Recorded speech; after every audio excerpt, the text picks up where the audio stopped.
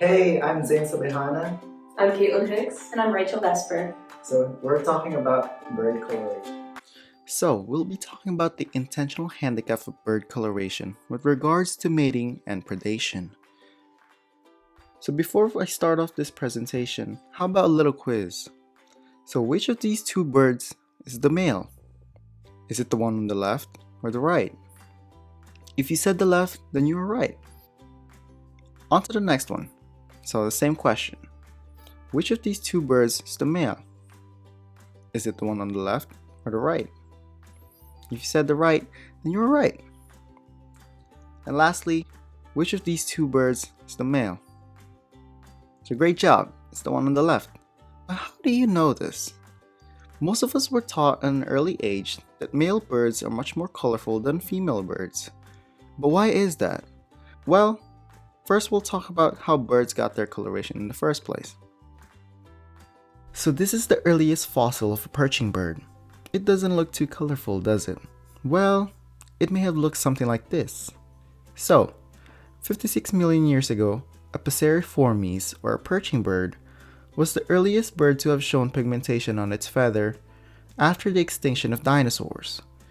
So, a study has shown that red, yellow, orange, pink, or purple pigmented Passeriformes roamed the skies throughout the beginning of the Cenozoic era. But more coloration on birds came as time goes on due to either mutations or diet. So we talked about the origins of birds and their coloration. So Caitlin here will be talking about Charles Darwin. Charles Darwin was the one who produced the theory of natural selection, which states that species that are best suited for their environment are the ones that survive and reproduce. Usually these traits that are most advantageous are the ones that allow them to blend in with their environment so as not to catch the eye of predators. But if this is the case, how have male peacocks survived with such vibrant colors and long tail feathers?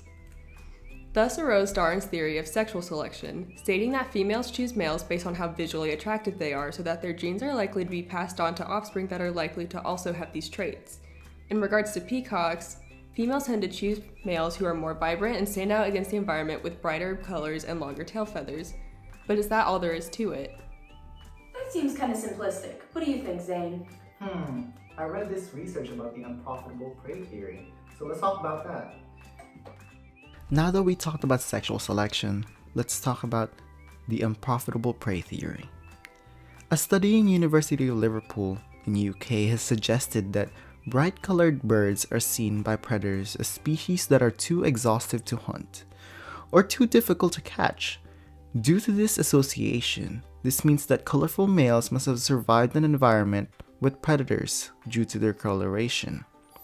But if colorful males are avoided by predators, how about the not so colorful females? This is where the natural selection comes into play. So we all know that females tend to have dull colors compared to the males. This is because females tend to hide from the predators as a result from them nesting the young. So they must sit in an area for days without the predator having a chance to spot them. These female birds are driven by the environment, forcing them to camouflage with their surroundings. Males are also influenced by the environment, but not so on forcing them to camouflage with the environment. Quite the contrary. Male birds want their presence known in the environment, again under the assumption of the unprofitable prey theory. This theory directly leads to sexual selection between males and female birds, because the survival of an individual, colorful and vibrant male in an environment full of predators, which is stated by the unprofitable prey theory, directly indicates to the females that they are fit in the environment. Thus, females are more attracted to much more vibrant males because they are able to survive in the environment. That's where sexual selection comes in. So with the unprofitable prey theory and sexual selection, along with the natural selection on female birds, leads to a sexual dimorphism that we see on most birds today. Additionally, due to the unprofitable prey theory, this leads to an intrasexual competition. This is because colorful males tend to thrive in the environment. Thus, there is a competition between males to see who is much more successful in the environment, who is more likely to survive in the environment in the presence of predators. And then sexual selection comes into play into that, where females prefer colorful birds that are known to survive in the environment based on the unprofitable prey theory. How can all of these seemingly animalistic behaviors be seen in the human world? Let's take a look at an experiment in 2003 by Donald Strasberg and Stephen Holte. The Strasberg and Holte experiment done in 2003 put out personal labs for males seeking females, 4 types with the descriptions attractive, successful, romantic, and a control group that was described as upbeat. These were placed on bulletin boards, on forums, and generally on the internet in 16 cities for 6-week periods. The results were drastic. As you can see, the successful group had an astonishing 87 responses out of 150 total, whereas the attractive group, who may have been seen as the lead group, only had 18, the least amount of any of the groups. The successful group received 58% of responses, compared to the next highest amount of responses being 16% to the control, 14% to romantic, and a surprisingly low 12% to the attractive group.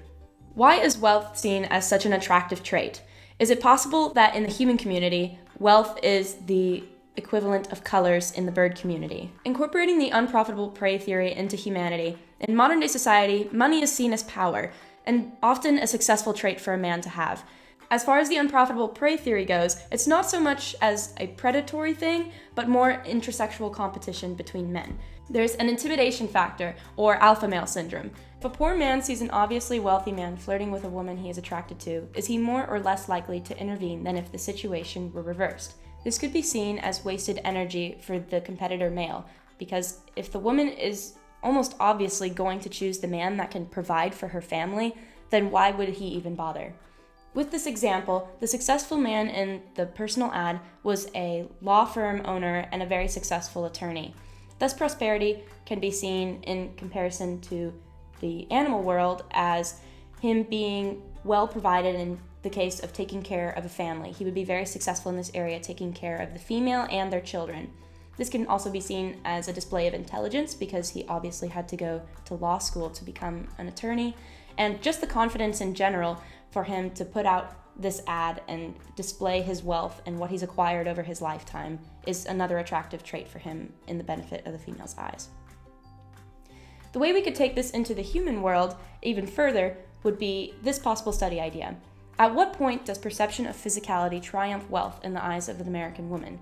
We take this in perspective of different age groups and see how society has shifted over the past, say, 100 years, where what do older women see as more beneficial to take into their family, to marry as a husband? And this is all in the case of a heterosexual relationship. Where does the line draw? Which of these two men do American men find more intimidating? This is also different age groups and how society has shifted. Is an older man going to find a more physically fit male intimidating, or is he going to find a man who he perceives to have more money as more intimidating? And then we can compare the results of both of these studies. These could confirm or disprove the unprofitable prey theory in Homo sapiens. Expanding our knowledge takes time and patience. What we need to do, though, is keep an open mind to all the material coming in so we can maintain the scientific community's reputation of honesty and progressiveness. So make sure that you take all of your scientific data into account, including the past and the new. Thank you for watching.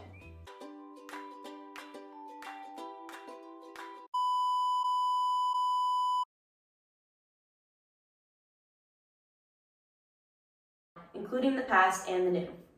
Thank you for watching.